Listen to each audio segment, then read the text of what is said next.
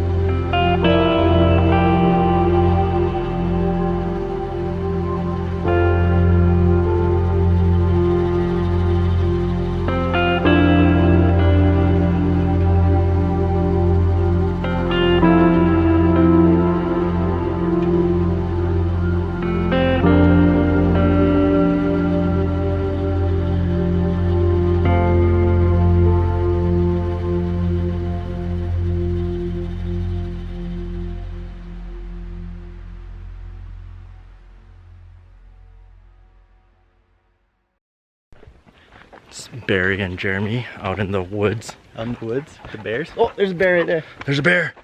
Oh no! Get the pepper spray. It's looking very beautiful. It's all trees. Everywhere you go, very majestic. All you can see is just trees. Serene. Yeah, Exquisite. the floor is very, I don't even know what to call it. Well, I want to decorate my living room floor with this. Like this, yeah. Definitely, you'll grow some mold, but that's okay.